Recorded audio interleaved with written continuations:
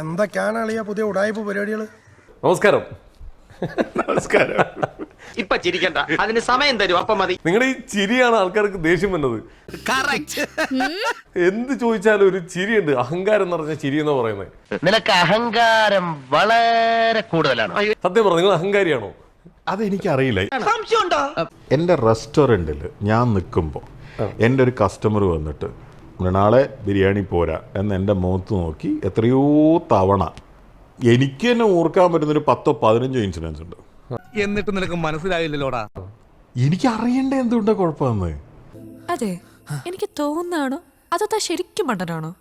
ലൈവിൽ നിങ്ങൾ ചോദിച്ചു കഴിഞ്ഞാൽ ഞാൻ പെരുമാറുന്നത് വേറൊരു രീതിയിലാണ്. അതെന്തുകൊണ്ടാണ്? ഒരു പ്രത്യേക ജീവിതല്ലേ. കാരണം ആ ലൈവിന്റെ സ്വഭാവം അതാണ്. അതാണ് ആൾക്കാരത് കാണുന്നത്. അത് നമ്മുടെ ഒരു ശൈലിയാണെന്നാണ് പറയുന്നത്. എത്രയോ കാലമായിട്ടുള്ളതല്ലേ. അതൊരു ടെൻഷൻ റിലീസാണ് ഞങ്ങൾക്കൊക്കെ. അപ്പൊ ഇത്ര ആളുകൾ ഇപ്പൊ ഇത് അറിയാത്ത ആളുകളായിരിക്കൂലേ അപ്പൊ ഇപ്പൊ വന്നിട്ട് ഇപ്പൊ അഭിപ്രായങ്ങൾ പറയുന്നു. അത്രക്കുള്ള ബുദ്ധിയൊന്നും അതിനില്ലല്ലോ. അപ്പൊ അതായത് ഇപ്പൊ ഇത് കണ്ടോണ്ടിരിക്കുന്ന പ്രേക്ഷകരോട് എല്ലാവരോടും പറയാനുള്ളത്, നമുക്ക് എന്തെങ്കിലും റെസ്റ്റോറന്റ് പരമായിട്ടുള്ള എന്തെങ്കിലും കംപ്ലൈന്റ്സ് ഉണ്ടെങ്കിൽ ലൈവിൽ ഒന്ന് പറയരുത്. ലൈവിലും നിങ്ങൾ പറഞ്ഞോ, പക്ഷെ അവിടെ നിങ്ങൾക്ക് കിട്ടുന്ന ഉത്തരം കറക്റ്റ് ആയി. റെസ്റ്റോറന്റ് ഓണർ മൃണാളിന്റെ അല്ല.